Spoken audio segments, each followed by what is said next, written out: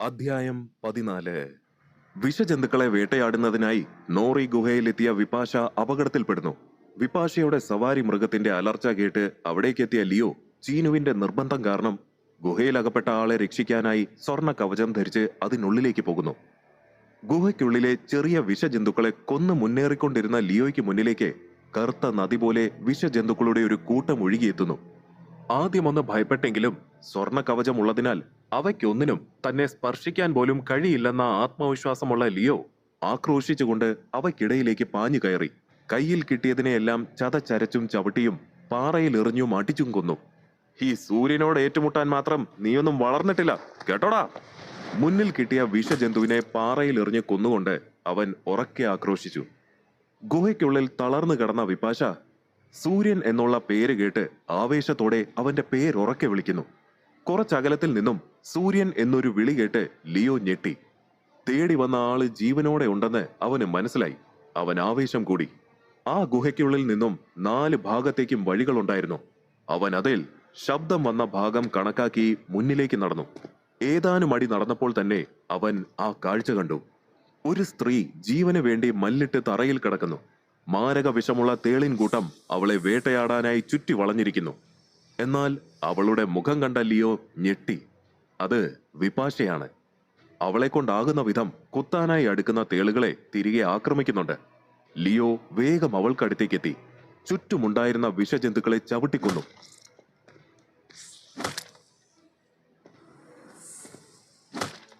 സൂര്യ, എന്നെ രക്ഷിക്കേ. നിന്നെ കണ്ട കാര്യം ഞാൻ ആരോടും പറയില്ല. എന്നെ രക്ഷിക്കേ. സൂര്യനെ കണ്ട ആശ്വാസത്തിൽ വിപാശ തളർന്ന സ്വരത്തിൽ പറഞ്ഞു. അവളുടെ അവസ്ഥ വളരെ മോശമായിരുന്നു. ഒരുപാട് തേളുകൾ അവളെ കുത്തിയത് വഴി ധാരാളം വിഷം ഇതിനോടകം അവളുടെ ശരീരത്തിലെത്തിയിരുന്നു. അത് കാരണം അവളുടെ കൈയും കാലും ഉൾപ്പെടെ ശരീരത്തിന്റെ പല ഭാഗത്തും നീര് വന്ന് വീർത്തിരുന്നു. ലിയോ വിപാശയുടെ മുന്നിലേക്കിരുന്നു. നീര് വന്ന് വീർത്ത അവളുടെ കയ്യിൽ കിടക്കുന്ന ബ്രേസ്ലെറ്റിലെ ബട്ടൺ അവൻ പ്രസ് ചെയ്തു. ഒരു മാജിക് സ്ക്രീൻ അവർക്ക് മുന്നിൽ തെളിഞ്ഞു. അതിൽ ഒരുപാട് വിഷം ഉള്ളിൽ ചെന്നതിനാൽ അവളുടെ ആയുസ് പകുതിയായി കുറഞ്ഞിരുന്നു. ലിയോ വന്നില്ലായിരുന്നുവെങ്കിൽ അവളുടെ ആയുസ് പൂർണ്ണമായും കുറയുകയും അവൾ മരിക്കുകയും ചെയ്തേനെ. വിപാശയ്ക്ക് ധാരാളം പ്രത്യേക ശക്തികൾ ഉണ്ടെന്ന് ലിയോയ്ക്കറിയാം. അവളുമായി വിലപേശാൻ ഈ അവസരം ഉപയോഗിക്കണമെന്ന് അവൻ ചിന്തിച്ചു. എന്നാൽ സൂര്യൻ തന്നെ കൊല്ലുമെന്നും തന്റെ ശക്തികൾ കവർന്നെടുക്കുമെന്നും വിപാശ കണക്കുകൂട്ടി. ആയുധം വരട്ടെ എന്നവൾ പറഞ്ഞതും പ്രത്യേകതകളുള്ള മൂർച്ചയേറിയ ഒരു കത്തി അവളുടെ കയ്യിൽ പ്രത്യക്ഷപ്പെട്ടു. അവൾ അത് ലിയോയെ കാണിച്ചു. സൂര്യന് ഇതിന്റെ പ്രത്യേകത എന്താണെന്നറിയോ? അവൾ ആ കത്തി അവന് നേർക്ക് ചൂണ്ടിക്കൊണ്ട് ചോദിച്ചു. എനിക്കറിയില്ല. ലിയോ അറിയില്ലെന്ന് തലയാട്ടിക്കൊണ്ട് പറഞ്ഞു. എന്തിനാണിപ്പോ വിപാശ കത്തി എടുത്തതെന്ന സംശയം അവനിൽ ബാക്കി നിന്നു. ലിയോ ആ കത്തിയിലേക്ക് സൂക്ഷിച്ചു നോക്കി. അത് വളരെ മൂർച്ചയേറിയതും വിചിത്രവുമായിരുന്നു. ഏതെങ്കിലും അപൂർവ മൃഗത്തിനെ കൊന്നിട്ടാകണം അവൾക്കത് ലഭിച്ചതെന്ന് അവൻ ഊഹിച്ചു. 100 നിറങ്ങളുള്ള ഒരു അപൂർവ ഇനം ചിത്രശലഭത്തെ കൊന്നതിൽ നിന്നും എനിക്ക് ലഭിച്ച ആത്മശക്തിയാണ് ഈ കത്തി. ഇത് കൊടിയ വിഷത്തോടു കൂടിയതാണ്. എന്റെ കത്തിക്ക് നിന്റെ കവചത്തെ തുളച്ച് കയറാനുള്ള ശേഷിയില്ലെന്ന് നീ കരുതുന്നുണ്ടോ? വിപാശ ആ അവസ്ഥയിലും ആത്മവിശ്വാസം കൈവിടാതെ അവനെ നോക്കി പറഞ്ഞു. മരണത്തെ മുഖാമുഖം കണ്ടിട്ടും തളരാതെ പോരാടുന്ന അവളിലെ ധീരത ലിയോയെ അത്ഭുതപ്പെടുത്തി. അവന്റെ മുഖത്ത് മനോഹരമായൊരു പുഞ്ചിരി മിന്നിമാറി. എന്നാൽ സ്വർണ്ണ കവചം അവന്റെ മുഖത്തിന്റെ മുക്കാലും മറച്ചിരുന്നതിനാൽ ആ പുഞ്ചിരി അവൾ കണ്ടില്ല. നിങ്ങൾ അനാവശ്യമായി ഒരുപാട് കാര്യങ്ങൾ ചിന്തിക്കുന്നു വിപാശ. ഞാൻ നിങ്ങളുടെ ശത്രുവല്ല. ഞാൻ ഇവിടേക്ക് വന്നത് നിന്നെ ഉപദ്രവിക്കാൻ വേണ്ടിയല്ല, രക്ഷിക്കാൻ വേണ്ടിയാണ്, ലിയോ പറഞ്ഞു. അവന്റെ വാക്കുകളിലെ ആത്മാർത്ഥത മനസ്സിലാക്കിയ അവൾ ആയുധം അപ്രത്യക്ഷമാകട്ടെ എന്ന് പറഞ്ഞു. ആ നിമിഷം അവളുടെ കയ്യിലുണ്ടായിരുന്ന കത്തി അപ്രത്യക്ഷമായി. വിപാശയുടെ കയ്യിലുള്ള കത്തിക്ക് അവന്റെ കവചത്തിനെ തുളച്ചു കയറാനുള്ള മൂർച്ചയുണ്ടെന്ന് അവന് തോന്നി. അവസരം മുതലെടുത്ത് അവളോട് വിലപേശാൻ നിന്നാൽ അവളെ പിണക്കേണ്ടി വരുമെന്ന് അവന് തോന്നി. എനിക്ക് അനങ്ങാൻ കഴിയുന്നില്ല സൂര്യ. നീ എന്നെ പുറത്തെത്തിച്ചാൽ ഞാൻ നിനക്ക് ആവശ്യമുള്ള പ്രതിഫലം നൽകാം, വിപാശ ശ്വാസമെടുക്കാൻ ബുദ്ധിമുട്ടി പറഞ്ഞു. ലിയോ അതിന് മറുപടി നൽകാതെ അവളെ കൈകളിൽ കോരിയെടുത്ത് നടക്കാൻ തുടങ്ങി. ഇത്ര അപകടം നിറഞ്ഞ ഈ ഗുഹയിലേക്ക് നീ എന്തിനാ ഒറ്റയ്ക്ക് വന്നത്? ലിയോ അവളോട് നടക്കുന്നതിനിടയിൽ ചോദിച്ചു. ഇത്രയധികം വിഷമുള്ള തേളുകളുടെ കുത്തേറ്റിട്ടും അവൾ ജീവനോടെ ഇരിക്കുന്നതിൽ അവൻ അത്ഭുതം തോന്നി. ഞാൻ വിഷമുള്ള തേളുകളെ വേട്ടയാടാൻ വന്നതാണ്. പക്ഷേ ഞാൻ വിചാരിച്ചതിലും അപകടകാരികളാണ് ഈ തേളുകൾ. അതെന്നെ കൂട്ടമായി ആക്രമിച്ചു. എന്താണ് സംഭവിക്കുന്നതെന്ന് മനസ്സിലാക്കി വന്നപ്പോഴേക്കും എന്റെ ശരീരത്തിൽ വിഷം പടർന്ന് ഞാൻ വീണുപോയിരുന്നു. അവൾ തളർന്ന സ്വരത്തിൽ പറഞ്ഞു. എനിക്ക് നിന്നോട് മറ്റൊരു കാര്യം പറയാനുണ്ട്. അന്ന് രാക്ഷസ മൃഗത്തെ വേട്ടയാടിയപ്പോൾ നീ സ്വന്തമാക്കിയ സ്വർണ്ണ കോടാലിയും ആ രാക്ഷസ മൃഗത്തിന്റെ ആത്മശക്തിയും എനിക്ക് വേണം. അതിനി എത്ര വിലയാണെങ്കിലും ഞാനത് വാങ്ങാൻ തയ്യാറാണ്. അവൾ തുടർന്നു പറഞ്ഞു. ലിയോ അവളെ ആശ്ചര്യത്തോടെ നോക്കി. ജീവൻ പോകുന്ന നേരത്തും എന്നോട് വിലപേശാനാണോ നീ നോക്കുന്നത്? ലിയോ അവളെ നോക്കി ചിരിയോടെ പറഞ്ഞു. എന്റെ ജീവൻ അങ്ങനെ ഒന്നും പോകില്ല. അവളും ഒരു പുഞ്ചിരിയോടെ മറുപടി പറഞ്ഞു. ലിയോ വിപാശയെ എടുത്തുകൊണ്ട് പോകുന്ന വഴിയിൽ എല്ലാ ജീവികളും ചതഞ്ഞരഞ്ഞ് കിടക്കുന്നതായി അവൾ ശ്രദ്ധിച്ചു. അവന്റെ കഴിവോർത്ത് അവൾ അത്ഭുതപ്പെട്ടു. ലിയോ ഒരുവിധം വിപാശയെ പുറത്തേക്ക് കൊണ്ടുവന്നു. അവിടെ നിന്നിരുന്ന വിപാശയുടെ സവാരി മൃഗം നന്ദിയോടെ ചില ശബ്ദങ്ങൾ ഉണ്ടാക്കി. അവൻ അവളെ സുരക്ഷിതമായി ഒരിടത്തേക്കിരുത്തി. നീ കുറച്ചുനേരം എനിക്കായി ഇവിടെ കാത്തിരിക്കണം. ഞാൻ വേഗം മടങ്ങി വരാം. ലിയോ പറഞ്ഞുകൊണ്ട് തിരിഞ്ഞു നടന്നു. സൂര്യൻ, നിങ്ങൾ എവിടെ പോകുന്നു? വിപാശ ചോദിച്ചു. വിഷത്തേളുകളെ വേട്ടയാടാൻ പോകുന്നു എന്നുറക്കെ വിളിച്ച് പറഞ്ഞുകൊണ്ട് അവൻ ഗുഹയിലേക്ക് കയറിപ്പോയി. ഈ ഗുഹയിലേക്ക് വന്ന് ഇവിടെയുള്ള വിഷജന്തുക്കളെ വേട്ടയാടി നേട്ടങ്ങൾ കൊയ്യാമെന്ന് ഞാൻ കരുതി. പക്ഷേ ആ സൂര്യൻ വീണ്ടും കൃത്യസമയത്തെത്തി എല്ലാം എന്റെ കൺമുന്നിൽ നിന്നും നേടിയെടുക്കാൻ പോകുന്നു. വിപാശ നെടുവീർപ്പെട്ടുകൊണ്ട് സ്വയം പറഞ്ഞു. കുറച്ചു നേരം കൊണ്ട് ലിയോ ആ ഗുഹയ്ക്കുള്ളിലെ വിഷജന്തുക്കളെ എല്ലാം വേട്ടയാടി ഒരു കയർ കൊണ്ട് ബന്ധിച്ച് പുറത്തേക്ക് കൊണ്ടുവന്നു. സൂര്യൻ ഇതൊക്കെ നിസ്സാരമായി കഴിയുമെന്നറിയാമെങ്കിലും വിപാശ അത് കണ്ട് അത്ഭുതപ്പെട്ടു. വിപാശ, നിന്നെ രക്ഷപ്പെടുത്തിയതിന് പ്രതിഫലമായി നീ എനിക്കൊന്നും നൽകരുത്. പകരം ഇതെല്ലാം ഞാൻ എടുക്കും, ലിയോ പറഞ്ഞു. നീ ഒരു അത്യാഗ്രഹിയാണ് സൂര്യൻ, അവൾ ദേഷ്യത്തോടെ പറഞ്ഞു. ദേഷ്യപ്പെടാതെ വിപാശ. നിനക്ക് നിന്റെ ജീവനാണോ വലുത്, അതോ ഈ വിഷജന്തുക്കളെ വേട്ടയാടുന്നതോ? ഞാൻ വന്നില്ലായിരുന്നെങ്കിൽ നിന്റെ അവസ്ഥ എന്താകുമെന്ന് ഒന്ന് ആലോചിച്ചു നോക്ക്. ലിയോ പറഞ്ഞത് കേട്ട് വിപാശ ഒന്നും മിണ്ടാതെയിരുന്നു. ലിയോ വിഷജന്തുക്കളെ ഒരു സഞ്ചിയിലാക്കി വിപാശയുടെ സവാരി മൃഗത്തിന്റെ ഒരു വശത്ത് കെട്ടിത്തൂക്കി. വിപാശയുടെ ശരീരം അപ്പോഴും തളർന്നിരുന്നതിനാൽ ലിയോ അവളെ പൊക്കി ആ മൃഗത്തിന്റെ മുകളിലിരുത്തി. എന്നിട്ട് അവനും അതിലേക്ക് കയറി. ഏയ്, നീ എങ്ങോട്ടാ ഈ വരുന്നത്? അവൻ കൂടെ കയറിയത് ഇഷ്ടപ്പെടാതെ ചോദിച്ചു. വേറെ എവിടേക്ക്? നിന്റെ കൂടെ റൈഡൻ നഗരത്തിലേക്ക് വരികയാണ്. ഈ കാലും കൈയും വെച്ച് നിനക്കതുവരെ ഒറ്റയ്ക്ക് പോകാൻ കഴിയുമോ? ലിയോ ചോദിച്ചു. വിപാശയ്ക്ക് അപ്പോൾ സഹായം ആവശ്യമായിരുന്നതിനാൽ സൂര്യന്റെ സഹായം സ്വീകരിക്കാൻ അവൾ മടിച്ചില്ല. വിപാശ, വീഴാതെ ഇറുകെ പിടിച്ചിരുന്നു. ഞാൻ എന്തെങ്കിലും പറയുമെന്ന് നീ പേടിക്കണ്ട. ലിയോ പറഞ്ഞത് കേട്ട വിപാശ ദേഷ്യത്തോടെ അവനിൽ നിന്നും അകന്നിരുന്നു. അവൻ നിരാശയോടെ ആ കാണ്ടാമൃഗത്തെ റൈഡൻ നഗരത്തിലേക്ക് നയിച്ചു. ആ മൃഗം അയവിറക്കിക്കൊണ്ട് കാട്ടിലൂടെ പതുക്കെ നടന്നു. കുറച്ചു ദൂരം കഴിഞ്ഞപ്പോൾ വിപാശ തളർന്ന് ലിയോയുടെ തോളിൽ ചാരിയിരുന്നുറക്കമായി. അത് കണ്ട ലിയോ സന്തോഷത്തിന്റെ കൊടുമുടി കയറി. ഇങ്ങനെ ഒന്ന് സംഭവിക്കുമെന്ന് ഞാൻ സ്വപ്നത്തിൽ പോലും കരുതിയില്ലല്ലോ. ലിയോ ചിരിയോടെ ഉറങ്ങിക്കൊണ്ടിരുന്ന വിപാശയെ നോക്കി പറഞ്ഞു. എന്റെ പ്രിയപ്പെട്ട ലിയോ, നിനക്ക് നാണം വന്നോ? ചീനു അവന്റെ തോളിൽ പ്രത്യക്ഷപ്പെട്ടുകൊണ്ട് ചോദിച്ചു. ലിയോ നാണത്തോടെ മറുപടി പറഞ്ഞു. ഇവന്റെ കൂടെ കൂടിയത് കൊണ്ട് ഞാൻ ഇനി എന്തൊക്കെ കാണേണ്ടി വരുമോ?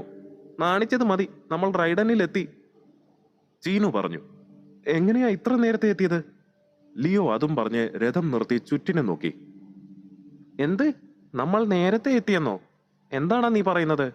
ഈ വലിയ കാണ്ടാമൃഗം മണിക്കൂറുകൾ ആടി ഒലഞ്ഞ് നടന്നിട്ടാണ് ഇവിടെ എത്തിയത്. നടന്നു വന്നിരുന്നെങ്കിൽ കൂടി നമ്മൾ ഇതിലും വേഗത്തിൽ ഇവിടെ എത്തിയേനെ. ചീനു ലിയോ പറഞ്ഞത് ഇഷ്ടപ്പെടാതെ പറഞ്ഞു. എന്നാൽ ലിയോ അതൊന്നും ശ്രദ്ധിക്കാതെ തിരിഞ്ഞ് വിപാശയെ നോക്കുകയാണ്. അവളെ ഉണർത്താൻ മനസ്സില്ലാതെ അവളോടൊപ്പം അങ്ങനെ ഇരിക്കാൻ അവൻ ആഗ്രഹിച്ചു. കാറ്റിൽ പാറി അവളുടെ മുഖത്തേക്ക് വീണ മുടിയിഴകൾ അവൻ തന്റെ സ്വർണ്ണ വിരൽ കൊണ്ട് കോതി ഒതുക്കി. പെട്ടെന്ന് കാണ്ടാമൃഗം അമറിയപ്പോൾ വിപാശ ഉറക്കത്തിൽ നിന്നും ഞെട്ടി ഉണർന്നു. സൂര്യന്റെ തോളിലാണ് അതുവരെ ചാരിയിരുന്നുറങ്ങിയതെന്ന് മനസ്സിലായപ്പോൾ അവൾ ജാള്യതയോടെ പെട്ടെന്ന് അകന്നിരുന്നു. ലിയോയും അതറിഞ്ഞതായി ഭാവിക്കാതെയിരുന്നു. അവൻ ആ മൃഗത്തിൽ നിന്നും താഴെ ഇറങ്ങി. ഇതിനപ്പുറത്തേക്ക് ഞാൻ വരില്ല. റൈഡനിലുള്ള ആരെങ്കിലും എന്നെ കണ്ടാൽ പ്രശ്നമാകും. ഇനിയിപ്പോ നിനക്ക് എന്റെ സഹായം ആവശ്യമില്ല. ഇപ്പോ നമ്മളുള്ളത് റൈഡൻ അടുത്താണ്. അവിടേക്ക് നിനക്ക് സ്വന്തമായി പോകാം. ഞാൻ പോകുന്നു. വിപാശയോട് യാത്ര പറഞ്ഞുകൊണ്ട് ലിയോ വിഷത്തേളുകൾ നിറച്ച ബാഗുമായി അവിടെ നിന്നും പോകാനൊരുങ്ങി. ഏയ്, സൂര്യനൊന്ന് നിൽക്കൂ. എന്റെ കരാറിന് നിങ്ങൾ മറുപടി ഒന്നും നൽകിയില്ല. ആ സ്വർണ്ണ കോടാലിയും രാക്ഷസ മൃഗത്തിന്റെ ആത്മശക്തിയും എനിക്ക് നൽകാൻ നിങ്ങൾക്ക് സമ്മതമാണോ? വിപാശ അവനെ തടഞ്ഞുകൊണ്ട് ചോദിച്ചു. പോകാനൊരുങ്ങിയ ലിയോ അവിടെ നിന്ന് കുറച്ച് സമയം ആലോചിച്ചു. നീ അതിന് എന്ത് വില നൽകും? ലിയോ ചോദിച്ചു. 20,000 സെൽ പോയിന്റുകൾ. ലിയോ മനസ്സിൽ ചിന്തിച്ചു. 20,000 സെൽ പോയിന്റുകളോ? കുറച്ച് കൂടുതൽ ചോദിച്ചാലോ?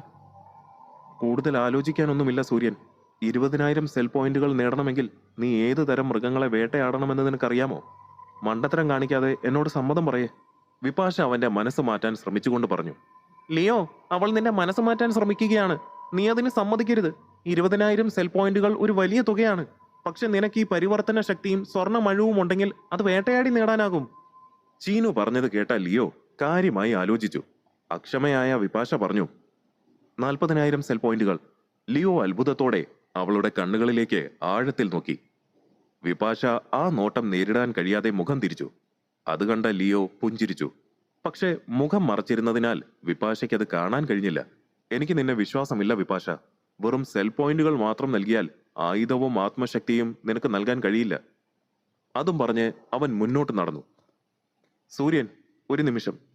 അവൾ വിളിച്ചു പറഞ്ഞിട്ട് അരയിലുള്ള സഞ്ചിയിൽ നിന്നും ഏറെ നാളായി അവൾ സൂക്ഷിച്ചു വെച്ചിരുന്ന ചുവന്ന നിറത്തിലുള്ള ക്യൂബിന്റെ ആകൃതിയിലുള്ള ഒരു ക്രിസ്റ്റൽ അവന് നേരെ എറിഞ്ഞുകൊടുത്തു. അവനത് കയ്യെത്തി പിടിച്ചിട്ട് അമ്പരപ്പോടെ അതിലേക്ക് നോക്കി. ഞാനൊരു പറക്കുന്ന വിശുദ്ധ വിഷജന്തുവിനെ വേട്ടയാടിയപ്പോൾ എനിക്ക് ലഭിച്ച മാന്ത്രിക സ്ഫടികമാണിത്. ഞാനിത് ഇതുവരെ ഉപയോഗിച്ചിട്ടില്ല. ഇതിന്റെ ശക്തി എന്താണെന്ന് പോലും എനിക്കറിയില്ല. നമ്മുടെ കരാറിന്റെ മുൻകൂർ തുകയായി നീ അത് വെച്ചോ. ഇപ്പൊ നീ എന്നെ വിശ്വസിക്കുന്നുണ്ടോ?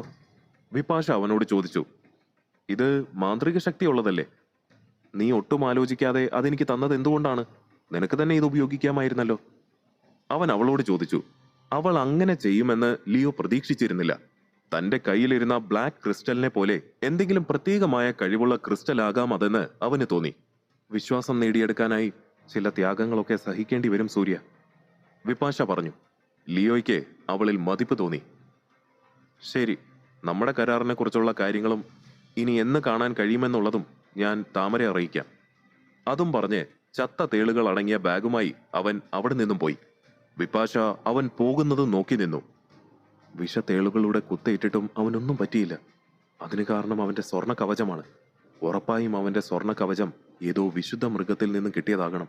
എന്നാൽ അവനെ കണ്ടാൽ ഒരു വേട്ടക്കാരനെ പോലെ തോന്നുന്നില്ല. പിന്നെ അവൻ ആരായിരിക്കും? അവൾ സൂര്യനെ കുറിച്ചുള്ള ചിന്തകളോടെ റൈഡനിലേക്ക് നടന്നു. സ്വർണ്ണ കവചം അപ്രത്യക്ഷമാകട്ടെ. റൈഡനിൽ നിന്നും അല്പം അകലെ എത്തിയപ്പോൾ ലിയോ പറഞ്ഞു. അപ്പോൾ തന്നെ അവന്റെ സ്വർണ്ണ കവചം അപ്രത്യക്ഷമായി. അവൻ സാധാരണ മനുഷ്യനായി. വിപാശ റൈഡൻ നഗരത്തിലെത്തി. മണിക്കൂറുകൾക്ക് ശേഷമാണ് ലിയോ റൈഡനിലേക്ക് തിരികെ വന്നത്.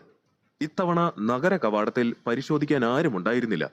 ദിവസങ്ങളോളം തെരഞ്ഞിട്ടും യാതൊരു വിവരവും ലഭിക്കാത്തതിനാൽ റൈഡനിലുള്ളവർ സൂര്യനായുള്ള തെരച്ചിൽ ഉപേക്ഷിച്ചിരുന്നു. വേട്ടയാടപ്പെട്ട വിഷത്തേളുകൾ നിറച്ച സഞ്ചിയുമായി അവൻ നഗരവീഥിയിലൂടെ അവന്റെ മുറിയിലേക്ക് നടക്കുകയാണ്.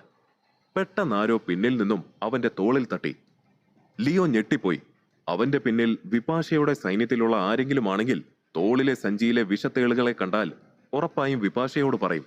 അങ്ങനെ സംഭവിച്ചാൽ സൂര്യൻ ആരാണെന്ന സത്യം വിപാശയ്ക്ക് മനസ്സിലാകും. അതോടെ അവന്റെ കാര്യത്തിൽ തീരുമാനമാകും. ലിയോ മുഷ്ടി ചുരുട്ടിക്കൊണ്ട് രണ്ടും കൽപ്പിച്ച് തിരിഞ്ഞു നോക്കി. ദിവസം നിനക്ക് ഇത്ര മോശമായിരിക്കുമെന്ന് ഞാൻ കരുതിയതേയില്ല. നിന്നെക്കുറിച്ച് ഓർത്ത് എനിക്ക് വല്ലാതെ വിഷമം തോന്നുന്നു, ചീനു വിഷമത്തോട് പറഞ്ഞു. നീ ഇങ്ങോട്ട് വരുന്നോ അതോ ഞാൻ അങ്ങോട്ട് വരണോ? വീണ്ടും സെമ്പിയൻ ലിയോയെ നോക്കി വിളിച്ചു പറഞ്ഞു. ലിയോ, നീ അവർക്കടുത്തേക്ക് പോകരുത്. ക്രൂര മൃഗങ്ങളെക്കാൾ മോശമാണ് അവരുടെ സ്വഭാവം. നീ അവിടേക്ക് പോകുന്നത് നല്ലതിനാണെന്ന് എനിക്ക് തോന്നുന്നില്ല, ചീനു താക്കീതോടെ പറഞ്ഞു. തൽക്കാലം അവരെന്ത് ചെയ്താലും സഹിക്കുകയല്ലാതെ മറ്റു വഴിയില്ല ചീനു. മൃഗലോചനന്റെ സൈന്യത്തിലുള്ളവരോട് ശത്രുത പുലർത്തിയിട്ട് എനിക്കിവിടെ നിൽക്കാൻ കഴിയുമെന്ന് നിനക്ക് തോന്നുന്നുണ്ടോ? എന്തായാലും പോയി നോക്കാം, ചീനുവിനോട് പറഞ്ഞുകൊണ്ട് ലിയോ സെമ്പിയനും കൂട്ടാളികളും നിൽക്കുന്നിടത്തേക്ക് ചെന്നു. പെട്ടെന്ന് വാ കോമാളി. സെമ്പിയൻ ലിയോയെ നോക്കി അലറി. ലിയോ അവരുടെ മുന്നിലേക്ക് ചെന്നു. എന്താടാ, ഒരു പ്രാവശ്യം വിളിച്ചാൽ വരാൻ എന്താ നിനക്ക് ഇത്ര ബുദ്ധിമുട്ട്? അത്രയ്ക്ക് വലിയ ആളായി പോയെന്നാണോ നിന്റെ വിചാരം? നിന്നെ നല്ല ഒരു പാഠം പഠിപ്പിച്ചാലേ നീ നന്നാവൂ എന്ന് തോന്നുന്നു, സെമ്പിയൻ ഭീഷണിയോടെ പറഞ്ഞു. ഏയ് സെമ്പിയ, നീ ഒരുപാട് വരട്ടാതെ. ചെറിയ ചെറുക്കനല്ലേ, പേടിച്ച് ചത്തുപോകും, കൂട്ടാളികളിൽ ഒരുവൻ ലിയോയെ കളിയാക്കിക്കൊണ്ട് പറഞ്ഞു. സെമ്പിയനും അവിടെ കൂടി നിന്നവരും ചിരിച്ചു.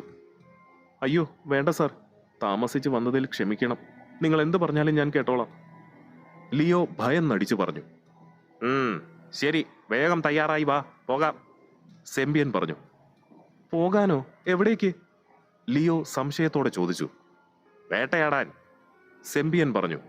സെമ്പിയനും അവന്റെ കൂട്ടാളികളും ചേർന്ന് പല പല കാരണങ്ങൾ പറഞ്ഞ് റൈഡനിലുള്ള ദുർബലരായ 20 പേരെ തെരഞ്ഞെടുത്ത് അവരോടൊപ്പം കൊണ്ടുപോയി.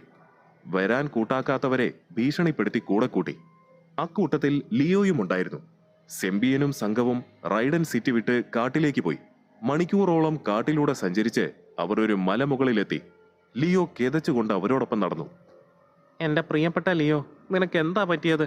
അവൻ വിളിച്ച ഉടനെ നീ എന്തിനാ അവനോടൊപ്പം ഇറങ്ങി തിരിച്ചത്? അവരെങ്ങോട്ടാ നിന്നെ കൊണ്ട് പോകുന്നതെന്ന് നിനക്കറിയാമോ? ആ സെമ്പിയൻ എന്തോ തീരുമാനിച്ചുറപ്പിച്ചിട്ട് തന്നെയാ നിന്നെ കൊണ്ടുപോകുന്നത്. ലിയോയുടെ തോളിൽ പ്രത്യക്ഷപ്പെട്ട ചീനു വിഷമത്തോടെ പറഞ്ഞു. എനിക്കറിയാം ചീനു, പക്ഷേ എനിക്ക് എന്ത് ചെയ്യാൻ കഴിയും? ഞാൻ വരില്ലെന്ന് പറഞ്ഞാലും അവരെന്നെ പിടിച്ചു കെട്ടി കൊണ്ടുവന്നേനെ. ഇനിയെല്ലാം നമുക്ക് വരുന്നിടത്ത് വെച്ച് കാണാം. ലിയോ ഉള്ളിലെ വിഷമം അടക്കിക്കൊണ്ട് പറഞ്ഞു. ലിയോ, അവർ കാരണം നിന്റെ ജീവൻ അപകടത്തിലാകാൻ പോകുന്നു, ചീനു പറഞ്ഞു. അങ്ങനെ ഒരു സാഹചര്യം വന്നാൽ എങ്ങനെ സ്വയം രക്ഷിക്കണമെന്ന് എനിക്കറിയാം. നീ പേടിക്കണ്ട ചീനു. എന്തു വന്നാലും നേരിടാൻ ഒരുങ്ങി തന്നെയാണ് ഞാൻ വന്നിരിക്കുന്നത്, ലിയോ ഉറപ്പോടെ പറഞ്ഞുകൊണ്ട് അവരെ പിന്തുടർന്നു. വഴിയിൽ സെമ്പിയനും സംഘവും പല വിചിത്ര മൃഗങ്ങളെയും വേട്ടയാടി. അതിന്റെ മാംസം അവർ കഴിച്ചു കഴിഞ്ഞ് ദുർബലരായവർക്ക് നേരെ വലിച്ചെറിഞ്ഞു. അവർ മാംസ കഷണത്തിന് വേണ്ടി അടികൂടുന്നത് കണ്ട് സെമ്പിയനും സംഘവും ആസ്വദിച്ച് ചിരിച്ചു. ലിയോ ഒന്നും മിണ്ടാതെ അവരെ അനുഗമിച്ചു. മലയിറങ്ങി മണിക്കൂറോളം യാത്ര ചെയ്ത അവർ മഞ്ഞു മൂടിയ ഒരു നദിയുടെ മുന്നിലെത്തി. പല നിഗൂഢതകളും ഒളിപ്പിച്ചുകൊണ്ട് ആ നദി ശാന്തമായി ഒഴുകുകയാണ്. അവിടെ മൃഗലോചനൻ അവന്റെ പടയാളികളോടൊപ്പം നദി കടക്കാനുള്ള തയ്യാറെടുപ്പുകൾ നടത്തുന്നുണ്ട്. അവിടെ മൃഗലോചനനെ കണ്ട ലിയോയ്ക്ക് അവൻ അപകടത്തിലാണെന്ന മുന്നറിയിപ്പ് കിട്ടി. ക്രൂരത മുറ്റിയ അവന്റെ മുഖത്തേക്ക് നോക്കിയ ലിയോ ഭയത്തോടെ അവിടെ നിന്നും രക്ഷപ്പെടാനുള്ള പഴുതുകൾ തേടി.